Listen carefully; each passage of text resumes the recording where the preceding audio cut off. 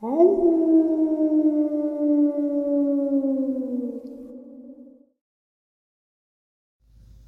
greetings and salutations, folks. I hope everyone is still doing well, and welcome to this bonus upload. This upload gets us a little closer to 12 a.m. Eastern Standard Time. That is the beginning of Saturday Nightmares, live from upstate New York, our live stream, where we have a lot of fun sharing experiences and theories. The community post or community chat is second to none. It truly is what makes the live stream great. The friendships that are forged, the respect that is given is just amazing. Once again, 12 a.m. Eastern Standard Time. I hope to see you all there. A quick couple of links before we jump into today's bonus. As many of you know, I rely on Patreon, PayPal, channel membership, and the merch to help the channel to continue to grow and go. Links to Patreon, PayPal, and channel membership is in the description below. Merch displayed directly under the video. Also, Dogman, Frightening Encounters, Volume 1 through 3, the audiobook versions. They were written and researched by Tom Lyons, narrated and produced by me, Jeff Nadolny. These audiobooks, well, they're available on Audible, Amazon, and iTunes, links to which are also in the description as well. And finally, last but definitely not least, if you'd really like to help support this channel to continue to grow and go, simply subscribe. It does not cost a cent. Click that like button. It takes half a second. If you don't want to miss out on any of the informative uploads I put out daily, click the bell icon, and folks, please leave a comment and share the video. Why? Well, these things really do help the channel to continue to grow and go. They definitely do matter, and they are appreciated. And with that, I have taken far too much of your time. Let's jump in to today's bonus, shall we? Today's first encounter. This happened to me back in the 1970s when I was a camp counselor at a local summer camp. The camp catered to middle school students ranging from ages 11 to 14, give or take. The setup is almost what you would think if you watch a lot of horror movies about summer camps. The counselors were high school and college-age students who had the bare minimum of experience and who were subject to very little adult overview.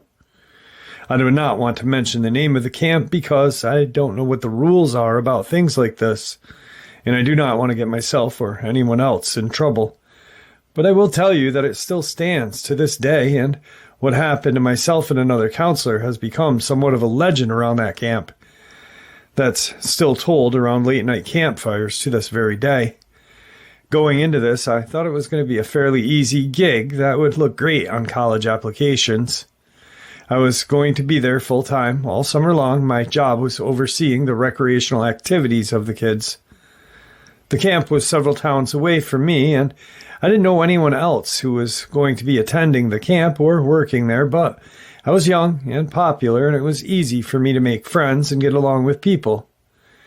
It was a simpler time back then, and compared to nowadays, the rules were so incredibly relaxed for the counselors and attendees alike that it would be almost unbelievable for me if I did not live it myself. It was just fun in the sun by the lake, and I was actually hoping to meet a girl or two while I was there. Little did I know I would get much more than I bargained for. That's a fact as well. It was normal back then for the counselors to arrive about a week or so earlier than the kids attending in order to help get things organized and to meet and get to know one another. The older staff and people actually running things thought it best for the counselors to spend some time together and build some trust, friendship, camaraderie in order to be more effective and to just be able to run the basic day-to-day activities and goings-on without much help from the higher-ups. There was a management office in one of the cabins where a grown-up would be on call 24/7 in case of any emergencies, and there were a few other grown staff as well here and there. But for the most part, it was up to us counselors and kids to figure it out on our own. We didn't mind, though. It was freedom and fun. As I said, I was really looking forward to getting started. I arrived the same day as most of the other young counselors and was immediately surprised to see just how deep in the woods the counselors' cabins were located. With my Jeep being an off-road vehicle, I had gotten the required permit for it to be driven down to the cabin and left parked there. It was efficient because if there was any real emergency, we had access to my vehicle. Everyone else, unless they got a special permit, had to park in the lots at the entrance of the camp. Most likely, except for on days off, they wouldn't be using their cars much anyway. It was understood that my vehicle would almost become communal, should I choose to park it in the area of the counselors' cabins. Men stayed with men, women stayed with women, but the cabins themselves were all meshed together in little groups. And I was relieved that everyone who was in my area was friendly and seemingly outgoing. We spent the first night having a few beers and telling tales around the campfire. There were a few people there who were local to the area, and they were trying to tell us the usual stories about things that roam the woods looking for blood and other entities that go bump in the night. I took it all with a grain of salt, but could see some of the females were laughing nervously by the end of the campfire tales. We stayed up pretty late that night, and as far as things go, it was a fairly uneventful night.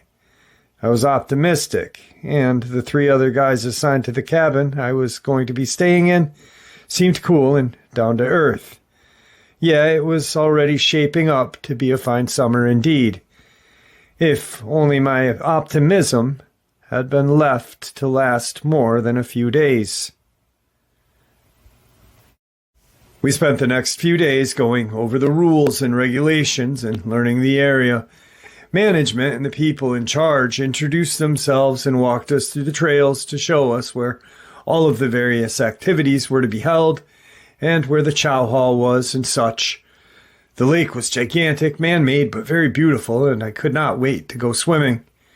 We were warned to stay with at least one other person and never to go roaming the woods alone, in case we should fall or otherwise sustain some sort of injury. We were encouraged to use the buddy system, so to speak, just as we were told to instruct the kids to do. The one certification we all needed was first aid and CPR, so at least we were prepped in that way. I think otherwise we were all completely clueless about what to expect, but a couple of the other people who had been there the previous years were very helpful with the majority of us who were new. I, however, could be counted upon to break the rules and do my own thing, and that's exactly what got me into trouble I got into within the first few days of being there. By this time, it had been about day 3 and everything was going well. I had made friends with everyone and even had a female I had my eye on who I decided was going to be mine for the summer. Hey, what can I say? I was 18 after all. Anyway, let's get to my encounter now that I gave you some background. I woke up on the 3rd or 4th day. I asked a few of the guys who were in my cabin if they wanted to go to the lake and swim with me and just hang out and catch some sun. The previous days, though fairly easy, had been preparation for when the kids got there. We finally had a few hours of downtime before we got back to actually working. None of them wanted to go with me, though, and so I was going to have to go by myself. I got my things together and headed out. I decided to take my Jeep, though it was prohibited to be driving except for in emergencies. I figured I would plead ignorance if I were caught or tattled on, and that would be that. Like I said, none of us were taking things that seriously. Also, our buddy system was not supposed to consist of male and female staff being alone together. If that were the case, we were supposed to find a third person to accompany us whenever we were going, even if it was just to hang out. When I got into my Jeep, I ran into a girl named Cheryl, coming out of one of the cabins next to mine. She had a bikini top and some shorts, and was holding a towel. I asked her if she was going down to the lake, and she said she was.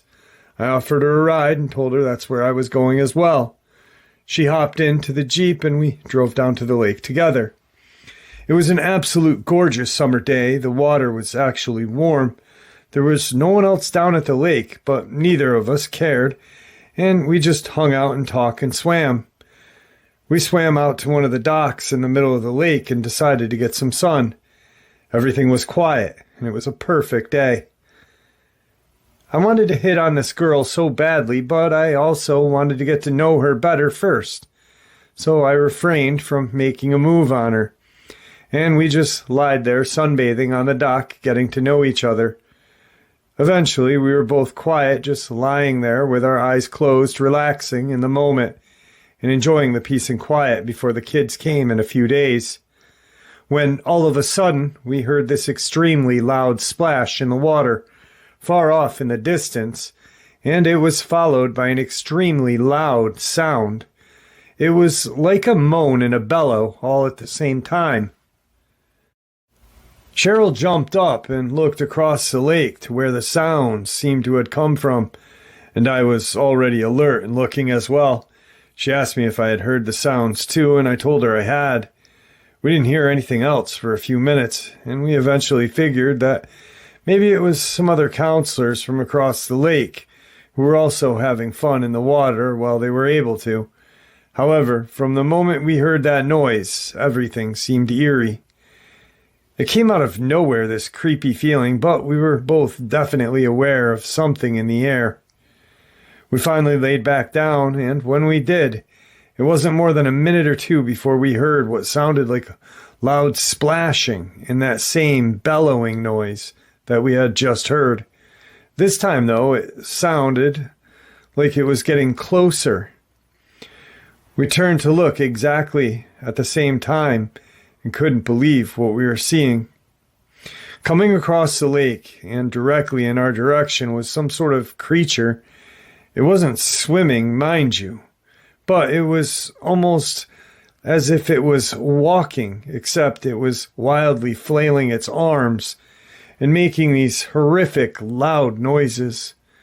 We didn't know what to do. Back then, while I'm sure there were people who knew what creatures like Bigfoot or Sasquatch was, it wasn't a common thing like it is today. I know now that what we were looking at was a Sasquatch, and that it seemed intent on getting us. It was extremely fast for its size, though it was far away still. Just by its splashes, it was making its arms flailing around like that. It seemed to be absolutely gigantic, and this thing was loud as well. We were definitely in full-blown panic at this point and did not know what to do. We definitely didn't want to just sit there and wait for it to get us, but we also did not want to get back in the water. Like I said, this thing was moving incredibly fast, especially for its size. And we weren't sure we would be able to swim out of there. We sat there trying to decide for another minute or two before, without saying a word, Cheryl dove into the water and took off swimming in the opposite direction of the creature, back toward where I had parked my Jeep. I'd left my keys in the Jeep, and I knew she was planning on leaving me there. She was scared, but I was as well, and I'd be damned if I was going to stick around and see what this thing wanted. I dove in after her, yelling, "Wait up!" She didn't even acknowledge me and kept swimming as fast as she could. I was a little ways behind her because I could hear the splashing getting closer and closer. This thing was gaining on me, and the noises it was making seemed more disturbing as the seconds ticked. I don't know how I managed to continue swimming with the fear that had risen up in me. Maybe it was adrenaline, I don't know.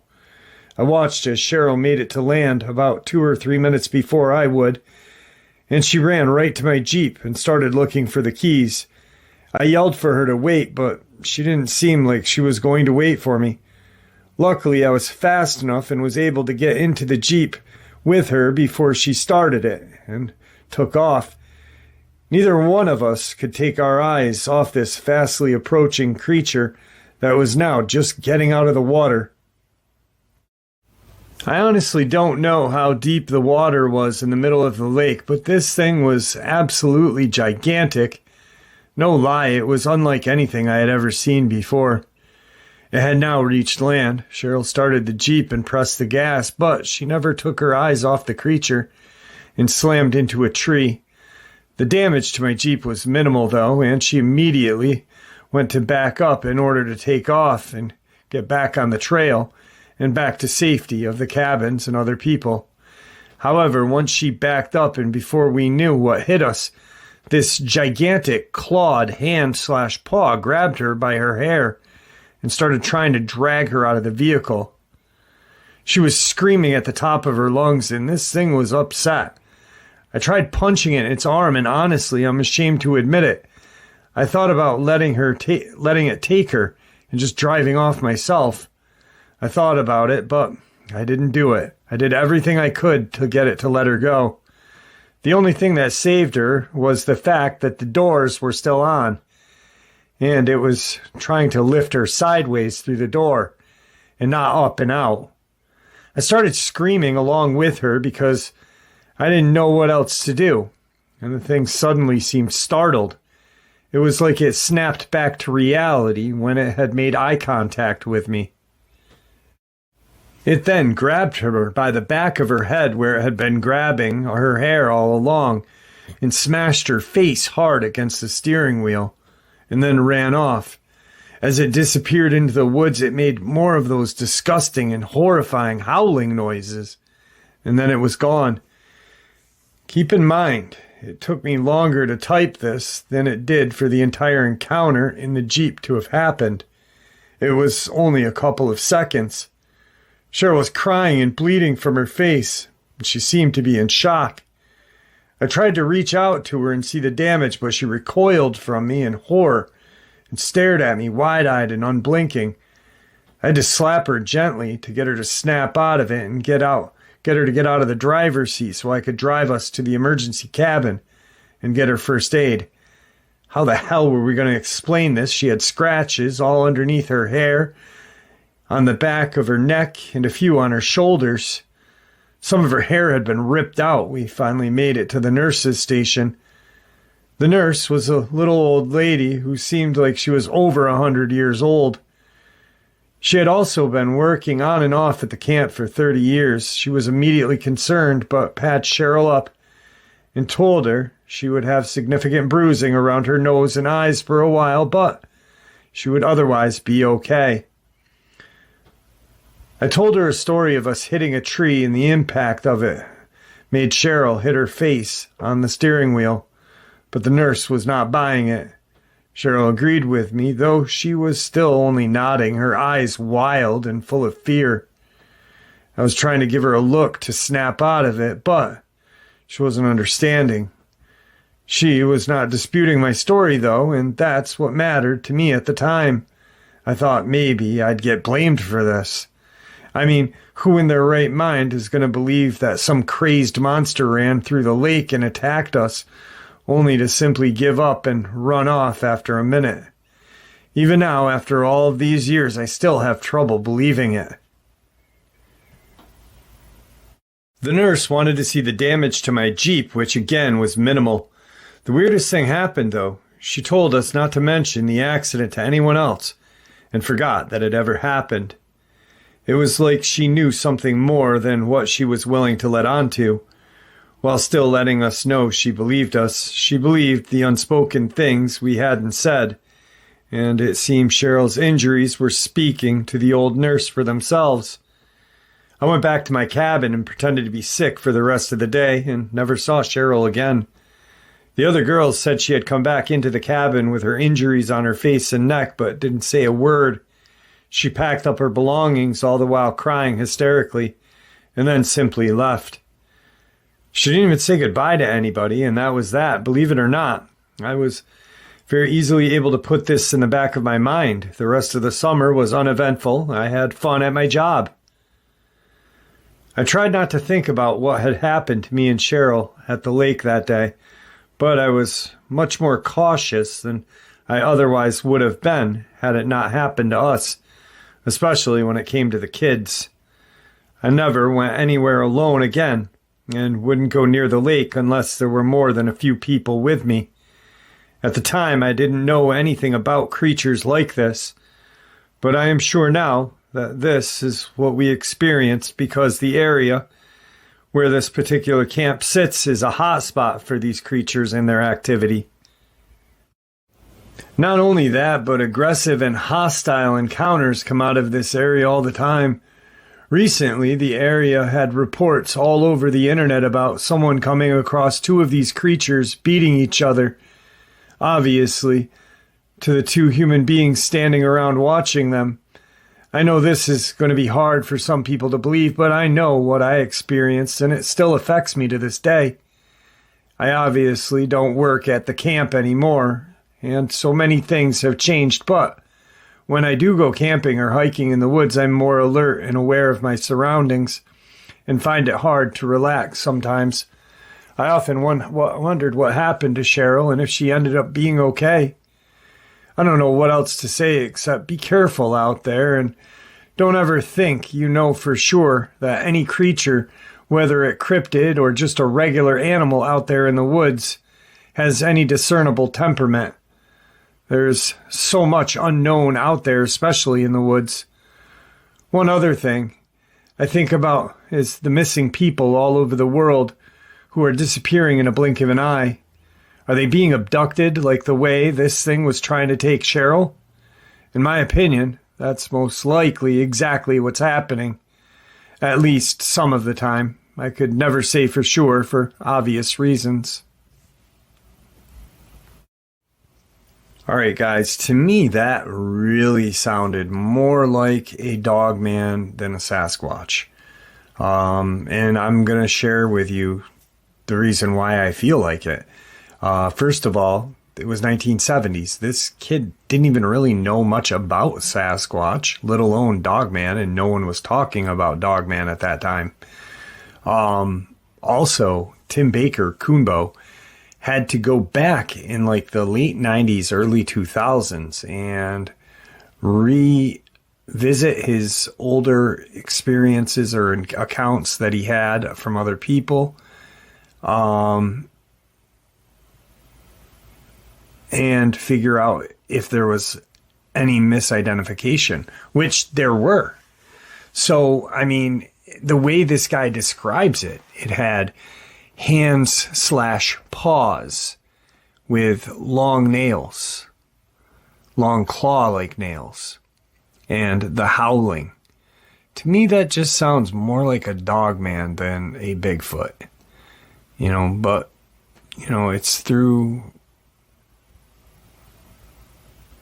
it's what you guys want to think, If Tim was willing to go back and look at his misidentifications, I think and he admitted that on the channel. He's probably admitted that more than once on many other interviews. I'm not really sure. I've only listened to him talk to me. But, for him to realize that, hey, maybe I had maybe I didn't identify these things properly, mistaken identity and stuff like that. And then realized, hey, some of these accounts that I thought were Bigfoot were actually a Dogman. So, who knows? Anyway, let's get into tonight's second encounter.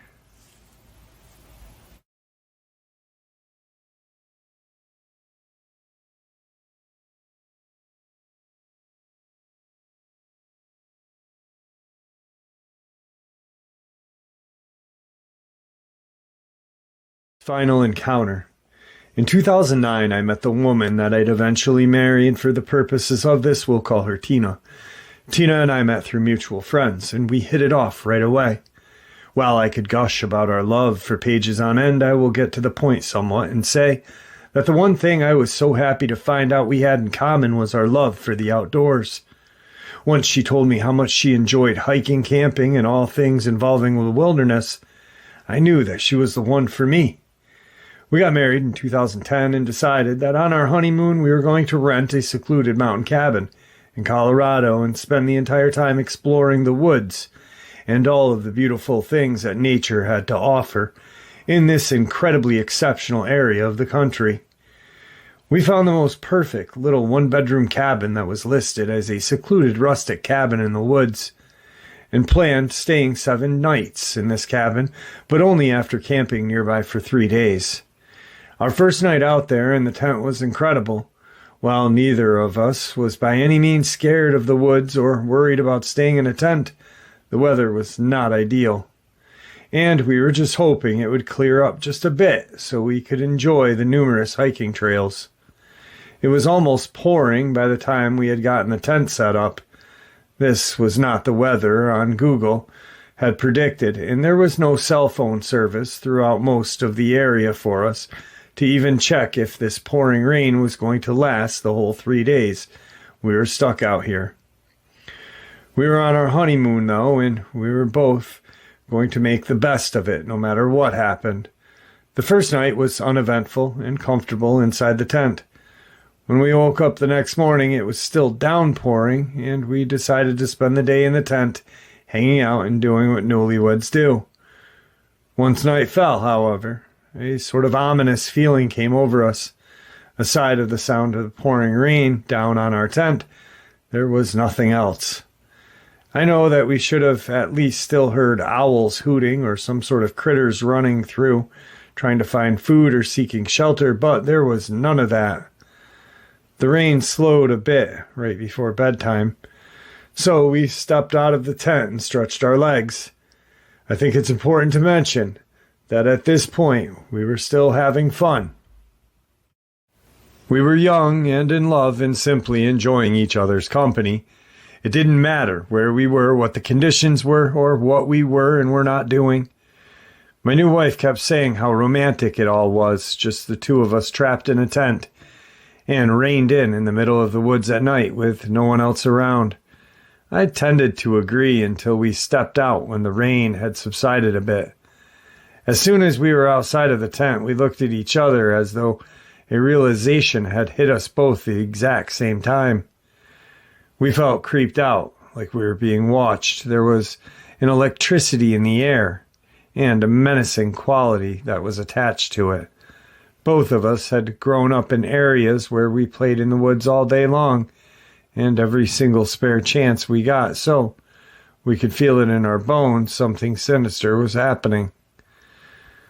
We decided to ignore it and continued with our romantic next couple of days, though I think we were both secretly wishing time would speed up so we could just be warm and comfortable in that cabin and get a real shower. Ignoring the primal feelings of dread that quickly rose within us, we got back into the tent and got ready for bed.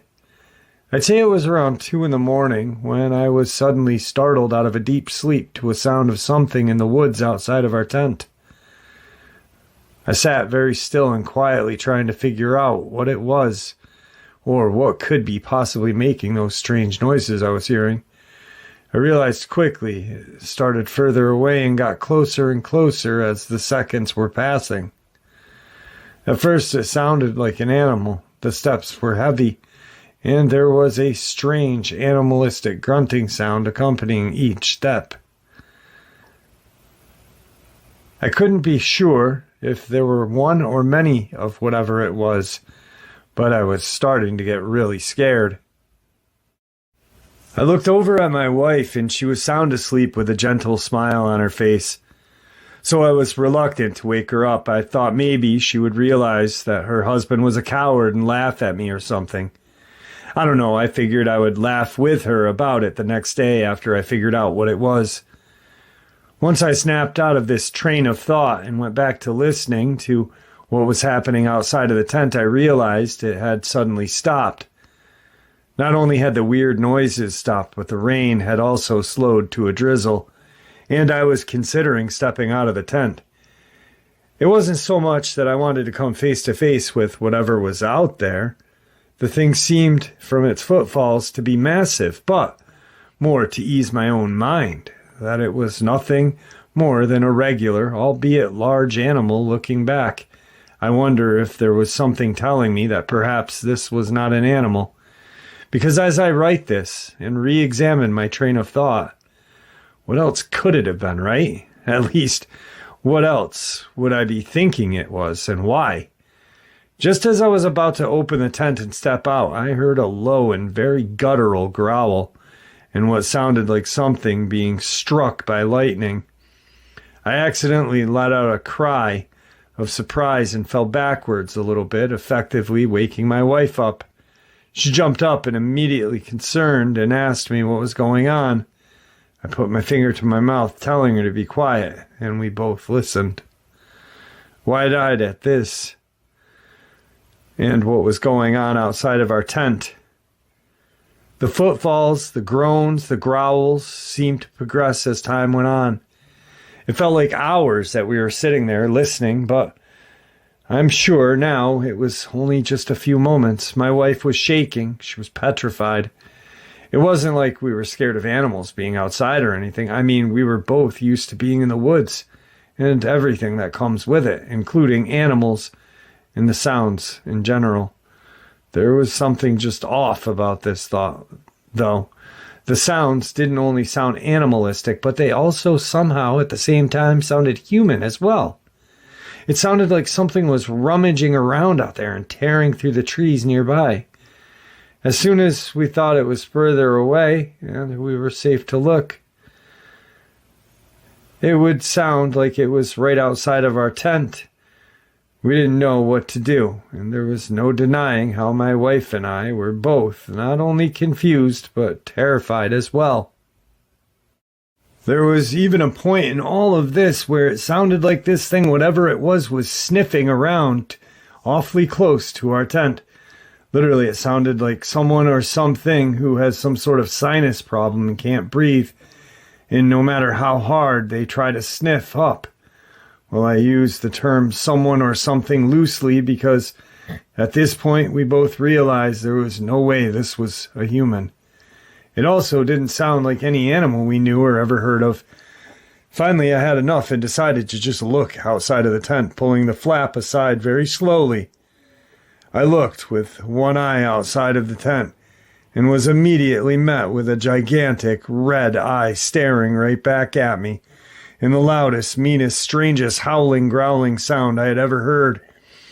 I screamed at the top of my lungs and fell backwards, which caused Tina to start screaming and freaking as well. We both sat there in our tent as this thing continued to howl in the air and sniff around the opening of the tent.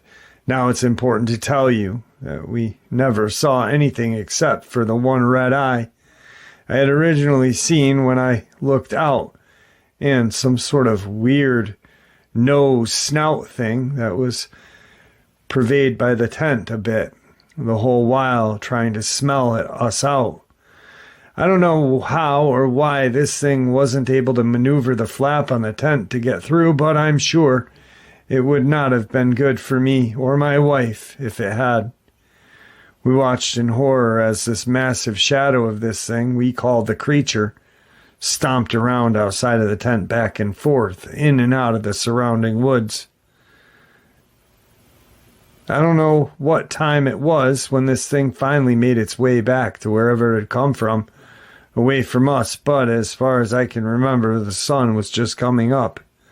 This went on for a couple hours.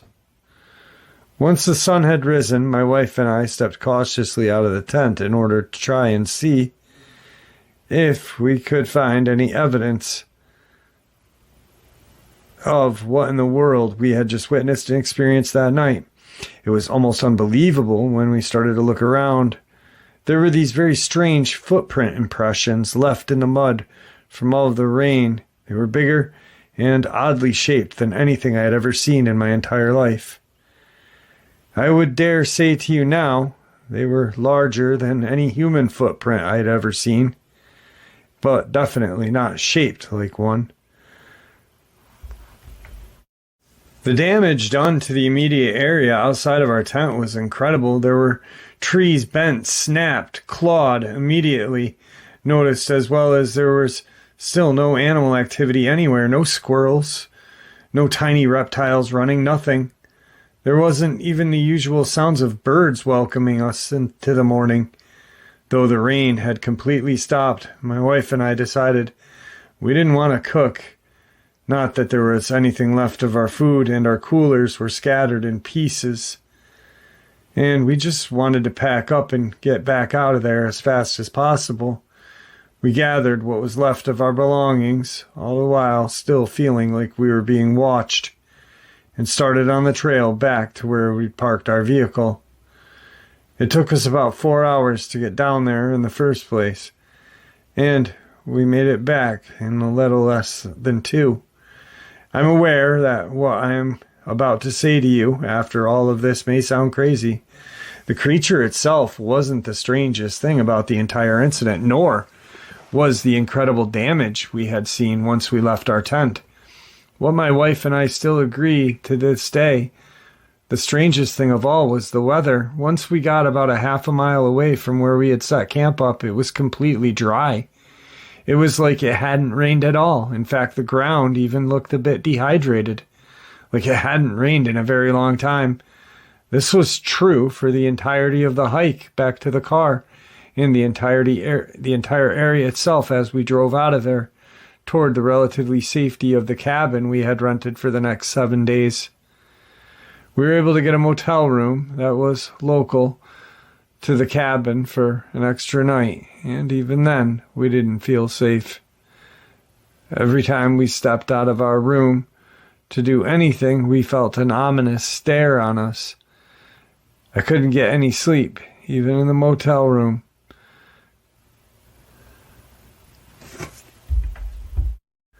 I spent the entire night being terrified, too terrified to look out of the curtains or the windows or the peephole. I paced back and forth and could have sworn I heard, albeit far off in the distance of the woods surrounding the motel, the strange, animalistic yet somehow human sounds that we were hearing the night before.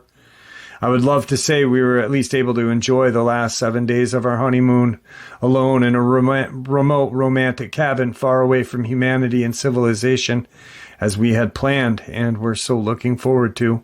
I would love to say that, but it would be a complete lie. The cabin was in the mountains, but in the middle of the same exact woods we were camping in before. The cabin was closer than the motel, even as we had to circle back to get it to it. We heard the same sounds coming from the woods, and as each night passed, they seemed to be getting closer and closer. I fully believe that whatever this thing was had somehow tracked our scents, and maybe it was some sort of super sense where it just knew where we were based on smell or something else. I'm not really sure. Our final night in the cabin was the deal breaker for my wife as far as spending any time in the woods ever again. The strangest noises, the same animalistic howling combined with that same very human sound moaning noise, were all very loud and very obvious on the property we were renting. Also, there was another torrential downpour that night when there shouldn't have been anything, if any rain or inclement weather at all. During the day for those 7 days, we had a wonderful time, but we stayed mainly indoors for the fear of whatever this thing was returning and doing whatever it was planning to do with us in the first place, if anything at all. After all, shouldn't something that massive and seemingly intelligent been able to get into the tent? Shouldn't have been able to somehow get to us if it really wanted to while we were alone and at its mercy? There were at least one of those nights in the woods. We felt its eyes on us at all times, even when we were just standing in front of the windows and watching TV. There was no cell phone service, so we weren't able to look anything up. We weren't able to check and see what the weather was going to be like, though we were both sure there wasn't supposed to be any extreme weather. Once the honeymoon was over, we headed home, and though we've discussed it between ourselves many times, it wasn't until recently that we decided to research as to what in the world we had witnessed, and we were both sure we fell victim to for that time we spent in Colorado. We both agree it wasn't any known animal. My wife didn't see the eye and therefore didn't understand that it seemed to have been human somehow as well as animal as well. We still refer to this thing, whatever it was, as the creature, and so far have not found anything similar enough on the internet to what we experienced to believe. We have found anyone who has experienced the same thing? Was it supernatural, paranormal, extraterrestrial, or some sort of cryptid?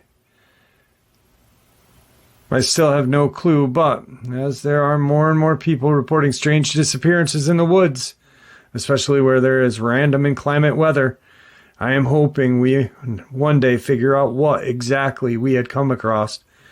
I don't know for sure how the weather plays into all this, but I am sure that it did have something to do with it. I wish I had more answers, but I really don't have any clue.